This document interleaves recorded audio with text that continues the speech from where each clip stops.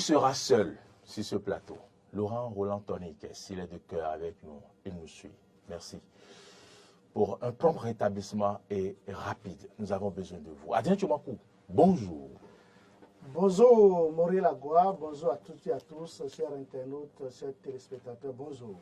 Adrien Tchomakou, vous avez suivi cette rubrique Quoi de neuf. Les journaux ont écrit des titres divers et variés. Ce qui frappe, c'est bien sûr le titre de Matin Libre. Matin Libre qui s'interroge ce matin. Lorsque l'on sait, Adrien Tchomakou, que cette mise à la retraite d'office s'inscrit dans le cadre de la loi 2020-16 du 3 juillet 2020 portant statut spécial des personnels de la police républicaine qui dispose en son article 167 que, nonobstant, je cite l'article, nonobstant les limites d'âge fixées à l'article 166 de la présente loi, tout fonctionnaire de police peut exceptionnellement être mis à la retraite d'office après 20 ans d'années de service. Et certainement, c'est cette loi également qui a été appliquée aux fonctionnaires des forces de défense et de sécurité publique, notamment les militaires. Le journal nous informe qu'il y a 700, c'est le Télégramme qui en parle, et la douane également, les eaux et forêts. Adrien Tchomakou, pourquoi Matin Libre parle et s'interroge et se dit que cache donc cette mise à la retraite de ces personnes, de ces fonctionnaires. Quelle analyse en faites-vous? Si l'on sait qu'il y a un test qui a été appliqué, est-ce que c'est encore nécessaire d'aller s'interroger et d'aller chercher peut-être des cheveux sur la tête du coq? Maurice Lagua, l'interrogation du journal Matin Libre est vraiment légitime. Vous savez, nous sommes dans un état de droit et tout est régi par des tests en vigueur en République du Bénin. Et c'est bel et bien en vertu d'une loi, la loi dont vous venez de parler, de citer que cette décision du chef de l'État a été rendue publique, la décision a été prise. Mais en tant que journaliste, analyste politique, quand on prend le journal Matin Libre, le journal a raison de s'interroger. Écoutez, on nous parle de 700 personnes, 700 officiers de police, sous-officiers de police, des eaux et forêts et des militaires. On nous parle par moment des chiffres varient d'un organe à un autre, mais ce qui est clair, c'est qu'on a compris que ce qui est officiel, au niveau de la police, il s'agit bel et bien de 315 sous-officiers et officiers. Au niveau de la douane, c'est bel et bien 30. Et au niveau des eaux et forêts, on parle tantôt de 29 et de 17. Au niveau de l'armée, je vais parler des forces de défense et de sécurité. Le Télégramme vient de parler de ce matin qui nous parle de 700. Merci. Et il y a d'autres organes qui nous parlent de 300. Une chose est claire. Il va falloir clarifier tout ça en sortant les décisions. Il faut que le porte-parole de la police vienne parler concernant la police, celui des eaux et forêts aussi, puisqu'on parle aussi de 17 eaux et forêts. L'armée, au niveau de l'armée. Est-ce que les porte-parole ont besoin de parler ou bien il suffit de sortir les décisions pour que tout le monde soit informé? La seule décision qui est rendue publique et qui passe sur tous les réseaux sociaux, celle de la police? C'est bel et bien celle de la police. Et la personne qui est plus mise en valeur, c'est l'ancien directeur général de la police nationale, le général de police, c'est Louis-Philippe Roubéon. Nous allons revenir sur son cas tout à l'heure parce que lui, par exemple, il a déjà passé 7 ans à la maison. Donc, c'est en réalité pour lui, c'est une retraite confirmée, une retraite qu'on est en train de proroger. Donc, c'est désormais une retraite que je vais qualifier de paisible. D'accord. Bon, on va revenir sur son cas tout à l'heure. Le problème, c'est quoi? C'est que, à l'état actuel des choses, on est en droit de s'interroger si nous avons des difficultés de finances publiques, si nous avons des difficultés pour payer les salaires aux fonctionnaires de l'État, aux eaux et forêts, aux policiers, aux gendarmes. Bon, évidemment, il y a plus de gendarmes. Aux policiers républicains, je voudrais dire, et aux militaires. Pourquoi vous vous interrogez? Écoutez, si vous avez de l'argent pour payer les gens, vous savez que il n'y a pas de problème pour payer les gens. Pourquoi procéder à un dégraissement? Pourquoi procéder à un licenciement qui ne dit pas son nom, même si c'est encadré par des tests? Pourquoi les amener d'office à la retraite? Mais dans le même temps, ils sont en train de recruter. C'est ça ce que je dis. 3500 hommes et tout ça. Il y avait un effectif qui était là, on nous dit que c'était insuffisant, qu'il n'y avait pas d'effectif. Donc ça veut dire que ce n'est pas un problème de finance. Est-ce que ça veut dire que ce n'est pas un problème de finance? Seul le porte-parole du gouvernement pourra nous élucider davantage. Au même moment, on peut aussi s'interroger pour parler de ce qu'on peut parler, de ce qu'on peut qualifier de quoi règlement de compte pour certains. Ah, règlement de compte. Est-ce qu'on peut parler de règlement de compte pour certains ou bien... Est-ce que c'est vous qui le dites ou c'est les interprétations que vous avez lues pas sur les les plateformes? Interprétations que moi je ne vous faites des analyses. Vous faites des analyses. Écrit sur les réseaux sociaux. D'accord, vous faites des analyses. Je suis en train de faire une analyse. D'accord. Est-ce un règlement de compte? Est-ce un règlement de compte pour certains? Encore qu'on peut affirmer par moment qu'il s'agit de règlement de compte pour certains. À quoi faites-vous allusion Écoutez, en parlant de règlement de compte? Quand vous prenez la décision, il y a un article, il me semble l'article 66, il y a un article là. 166, dont j'ai parlé tantôt. Il y a un article qui donne plein pouvoir au directeur général de la police républicaine. C'est la liste qui est rendue, je suis en train de parler typiquement du cas de la police. D'accord. Le cas de la police, il y a un article qui donne plein pouvoir. C'est ça les incohérences, les erreurs de l'hôtesse. Et c'est cet article qui permet au directeur général de la police de concocter la liste. D'accord. Vous voyez un peu ce que je dis? Donc, une fois la liste concoctée, c'est le directeur général de la police qui sait celui qui est encore apte à travailler, celui qui est davantage disponible à servir la République, celui qui est fatigué, celui qui n'écoute pas, qui ne veut pas obtempérer à ce qu'on lui dit. Vous voyez ce que je dis? Donc c'est le directeur de la police républicaine qui met la liste à la disposition. En fonction de certains critères. En fonction de certains critères qui est propre à lui. D'accord. Puisque c'est lui qui est en collaboration directe avec les éléments, les sous-officiers, les autres officiers. Et il sait qu'il ne veut plus continuer à mieux travailler qu'avant. Mais est-ce que ça ne s'est pas passé ainsi? Pourquoi vous faites allusion? Donc, je pense que en la matière, puisque quand nous prenons les 315, et je vais me revenir sur ça tout à l'heure, les 315 policiers qui sont d'office mis à la retraite, il n'y a que 9 anciens gendarmes dedans. Il y a, à la date de ce jour, c'est-à-dire si vous enlevez 315, je ne suis pas mathématicien, vous enlevez 315 vous faites 315 au moins 9. Il reste combien? Il reste 306. Ok. Ça veut dire que tous les 306 là, c'est des anciens policiers. Des anciens policiers nationaux. Avant la fusion entre la police et la gendarmerie, il y a les policiers qui étaient à part, les gendarmes qui étaient à part. Et vous n'êtes pas sans savoir que les policiers étaient plus nombreux que des gendarmes.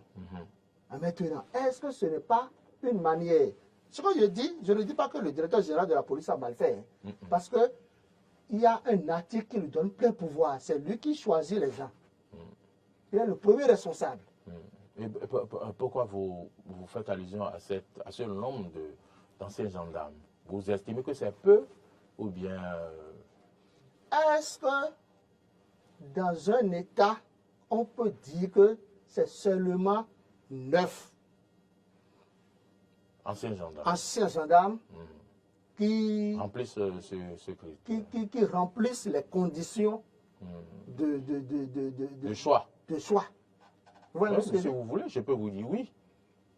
Ça, c'est vous, ça. Mais moi, peut-être parce que vous avez parlé des critères. Oui. Peut-être quand il a fait ces critères, ceux qui veut les exécuter, ceux qui suivent les directives, ceux qui sont fatigués, ceux qui peut-être les gendarmes, les anciens gendarmes sont plus aptes, nombreux sont plus aptes que les anciens policiers. Ce qui justifie peut-être votre constat. Ce qu'il faut aussi dire par rapport à cette décision, c'est quoi? C'est que, est-ce que, c'est-à-dire, comment comprendre que c'est les anciens policiers? C'est vrai que les anciens policiers sont très très nombreux. Que les gendarmes, bien sûr. Mais ceux qui ont déjà fait 20 ans. Non, il y a même un problème qui se pose. Je peux appeler le nom de quelqu'un ici qui est sur la liste et qui fait objet de débat actuellement. N'appelez pas. Et le monsieur, il dit que lui est en train de faire 19 ans de service. Donc, c'est pour vous dire quoi? Donc, 19 en plus 1. Bon. 20 ans.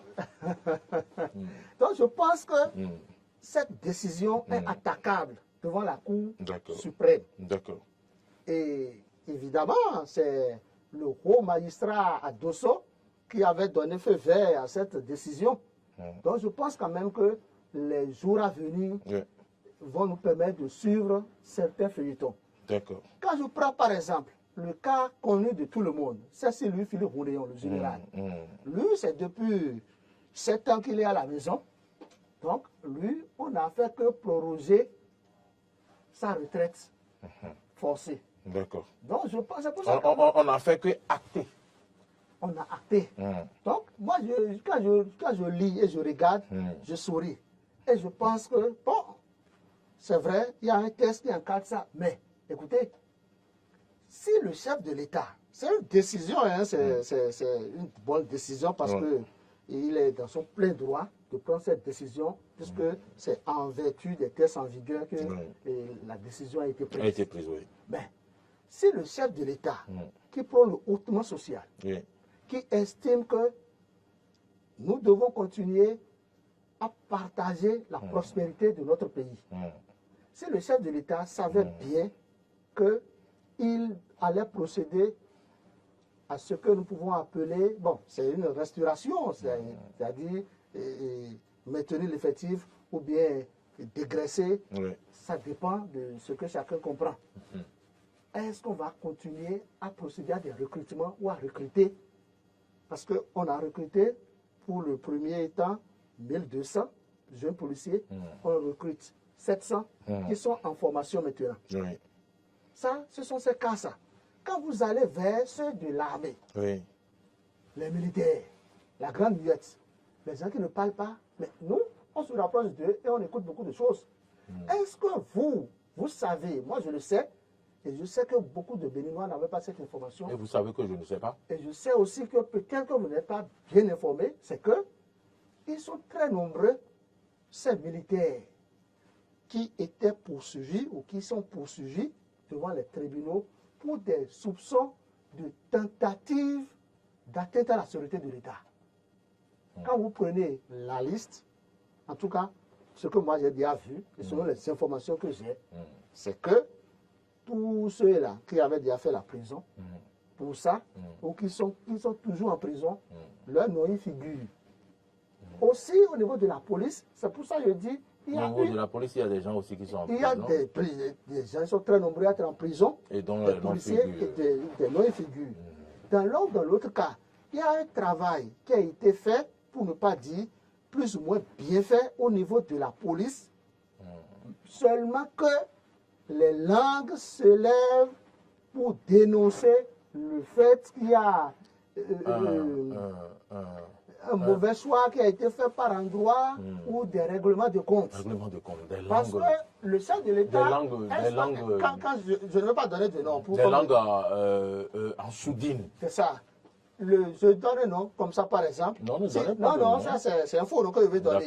Si sur la liste de la police, par exemple, il y a Tchatchabroukou, Kété. Est-ce que le chef de l'État connaît celui-là? Non, le chef de l'État, lui, ne connaît pas.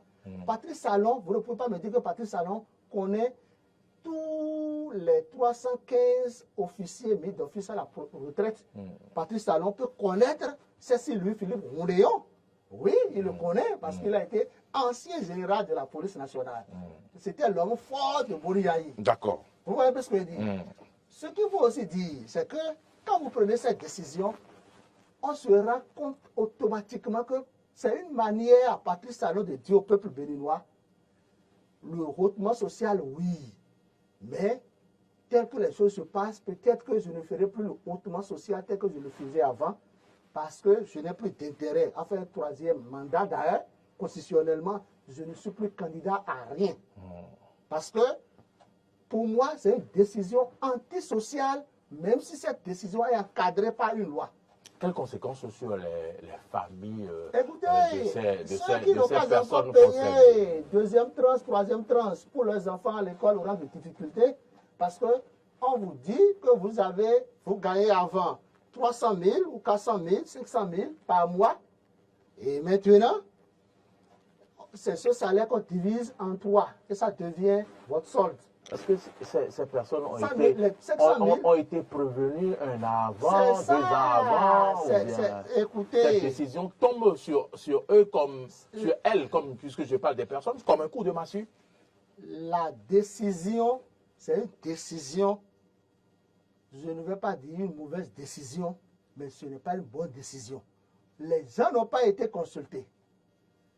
C'est pour ça que quand des gens parlent de retraite anticipée, je dis non, ce n'est pas une retraite anticipée. Quand il s'agit de retraite anticipée, mais d'autres parlent de retraite forcée. C'est une retraite forcée. La loi parle de retraite d'office, mise à la retraite d'office. Oui, retraite d'office, ça veut dire retraite forcée. On vous contraint, c'est contre votre gré, vous voulez ou pas là, on vous met à la retraite.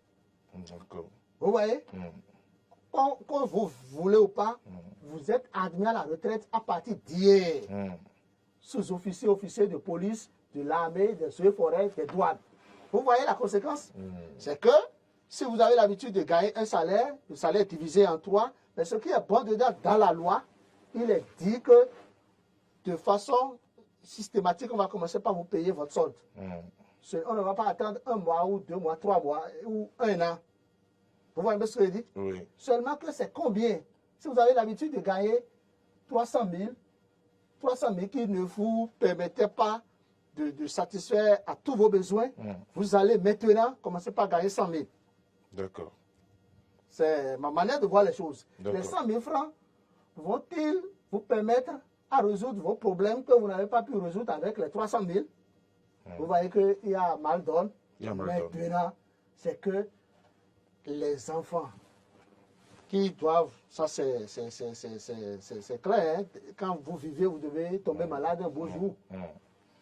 Ça va faire que, comme un organe de presse, le journal de Actif Patol a écrit, et le potentiel que des gens vont faire AVC, on ne le souhaite pas, mais les gens seront dépassés par l'événement. Et ce que moi je leur demande, c'est de s'armer de beaucoup de patience. Que des gens sachent que ce n'est pas encore la fin du monde. Il faut que des gens sachent que même avec les 100 000 francs qu'ils vont commencer par gagner, ils pourront faire beaucoup de choses. Ils pourront maintenir leurs enfants, leurs familles en vie. Ils n'ont qu'à réfléchir à se lancer dans d'autres activités. Évidemment, on veuille ou pas, quand je prends l'effectif de 700 officiers ou sous-officiers, c'est clair que dès à présent, la moitié sera d'office récupérée par le parti phare de l'opposition, les démocrates. Vous voyez un peu la conséquence? C'est-à-dire la conséquence aujourd'hui, et c'est en cela, moi, je vois que Patrice Talon sait qu'il ne peut plus être candidat pour la présidentielle, qu'il n'est plus candidat à rien, mais il est en train de créer un grand trou à ceux qui le soutiennent. Parce qu'au plan politique, le gouvernement doit recevoir un coup. Quand les gens ne mangent pas bien, les gens ne vont jamais parler en bien de vous. C'est clair. Vous pouvez tout faire. Les gens ont dit à Kérékou, pas Kérékou, à... Là, vous allez sur les conséquences de cette décision. Ce sont les conséquences. Les gens ont dit au Bénin ici, à Nicéphore Soglo, qu'ils ne vont pas manger la voie pavée. C'était méchant. Hein? C'était vraiment méchant. Parce que ce sont eux qui passent sur les voies. Là, ce sont eux, je ne sais pas combien de fois le président Soglo passe sur les voies. C'était méchant. Vous voyez celui qui veut tuer son chien, la Patrice Talon fait aujourd'hui en matière de développement. En matière de développement, on voit Patrice Talon que bon, le pays est en train d'évoluer grâce à Patrice Talon, grâce à sa détermination. Mais si les gens ne mangent pas, les gens vont toujours dire qu'on ne voit rien. On dit que le ventre affamé n'a pas d'oreille. Adja Tchomakou, je vais vous poser une dernière question. Les Béninois, ils sont, comment je vais vous dire, ils sont imaginatifs, ou du moins, ils sont parfois téméraires. Ils vont chercher toujours à faire des liens, des décisions prises au Bénin avec des décisions prises au Rwanda. Et puis, certains n'ont pas hésité à faire des commentaires que, voilà, je ne sais pas si c'est par coïncidence qu'il y a quelques mois, une telle décision a été prise où le président Kagame s'est séparé de ses hauts gradés et tout, et qu'il semble que c'est une décision pareille qui a été prise au Bénin. Qu'en dites-vous? Oui, en fait, c'est une décision pareille, seulement que les circonstances ne sont pas les mêmes. D'accord. Et en l'état, pourquoi, écoutez, de façon générale, dans des États en voie de développement, quand on prend cette décision, c'est souvent au niveau de l'armée que ces décisions se prennent. Parce qu'en matière, on ne le souhaite pas, hein, ça ne va plus se reproduire en Afrique. Écoutez, ça là, jamais à chaque gramme, je pense que les Béninois sont très mûrs. On ne verra pas ce que je veux dire au Bénin. C'est quand le chef de l'État ou le ministre de l'Intérieur estime qu'il y a des gens qui veulent attenter à la sûreté de l'État qu'on prend cette décision. Okay. Parce que, laissez-moi vous dire... Pour leur barrer la route, pour déjouer le plan de quelque chose. Qu'est-ce qui se passe? Même les policiers, depuis hier, si vous faites un tour à la direction générale de la police, et plus précisément au niveau du service des armements, du service, comment vous appelez ça, là où on met les tenues, service matériel, très bien. Au niveau du service matériel, les 315 policiers, ils vont déjà déposer leur paquetage, c'est-à-dire l'arme qu'ils ont, leur pistolet, et leur AK, AKM, et les fourragères, et leur tenue, tous les matériels, tous les attributs de l'État qu'ils détiennent. Vous voyez un peu ce que je dis? Donc, quand ils ramènent, c'est quand ils ramènent ça qu'on leur notifie. Qu'on leur notifie, comment vous appelez ça? L'acte. Okay. Parce qu'il faut y rendre pour qu'on vous notifie l'acte. Le paquetage. D'accord. Si vous ne rendez pas, on ne peut pas vous notifier l'acte. Okay. Très bien. Il y a des informations qui font état de ce qu'il y a, par exemple, des officiers supérieurs de l'armée, des officiers supérieurs de la police et des hauts forêts. Ceux-là, par exemple, c'est par espoir d'huissier qu'on va leur notifier ça. Okay. Vous voyez un peu ce que je dis? Et c'est en cela, je dis, le directeur général de la police nationale avait, vous savez, il y a quelques jours, il a demandé une réunion, il a voulu que, comment on les appelle, tous ces 315 qui ont été aujourd'hui maintenant mis d'office à la retraite, que ces 315 viennent pour une réunion à la direction générale de la police. Mais finalement, les gens ont dit non, que ça ne peut pas se passer comme ça. Vous voulez remercier les gens, vous leur dites, vous leur demandez de venir, que vous allez échanger avec eux. Et si les gens s'énervaient parce qu'ils sont que bon, on les met déjà d'office à la retraite, ça pouvait mal tourner. Donc, le directeur général même a bien fait d'annuler cette décision, d'annuler ce message porté qui les invitait à organiser une telle rencontre. Donc, je pense quand même que le problème est profond. Le problème est profond parce que si nous allons spécifier les choses, c'est que, bon, vous voyez, les conséquences sont énormes. Les conséquences sont là. Et à part les conséquences, qu'est-ce qui amène le chef de l'État à agir ainsi? C'est vrai, il y a les tests qui sont là. Rien n'est fait dans le désordre. Mais on peut se poser la question de savoir si nous avons des problèmes de finances publiques pour pouvoir payer les salaires, ou bien le nombre. C'est souvent quand le nombre est un peu pléthorique qu'on procède à un dégraissage, mais au même moment qu'on est en train de procéder à un recrutement, on procède à un dégraissage. Ça veut dire qu'il y a ce que nous appelons une crise de confiance. Très bien. C'est-à-dire aujourd'hui, ces éléments, ces sous-officiers, ces officiers qui ont été remerciés, qui ont été mis d'office à la retraite, la hiérarchie policière, la hiérarchie militaire n'a plus, écoutez, d'autres hiérarchies, il faudrait qu'on sorte en ce qui concerne chacun d'eux, cette hiérarchie, chacune d'elles, c'est que cette hiérarchie n'a plus confiance à ces éléments. C'est l'interprétation que vous en faites. Oui, c'est ça, c'est la bonne interprétation. Parce que quand il y a crise de confiance, écoutez, là-bas, c'est l'arme. Un officier a droit à des armes.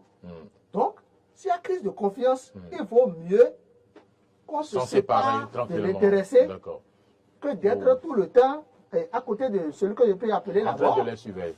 Adrien Tchomakou, je pense que vous avez... Est-ce que vous pouvez suivre quelqu'un? Non, vous avez largement abordé donc, le en sujet. Plus de Adrien ça, est-ce qu'on peut dire qu'il y a des gens qui veulent attenter à la sûreté de l'État? Je pense que non. Okay. Ça là, je le dis parce que le Béninois, les forces de défense et de sécurité sont vraiment loyales. C'est le patriotisme. Je pense que quand je prends la police, les éléments de la police servent loyalement la République. Merci Adrien Tchomakou pour votre chute, surtout votre chute, parce que je savais que vous aviez quelque chose d'important à dire, c'est pourquoi je vous ai laissé chuter. Merci beaucoup pour votre chute.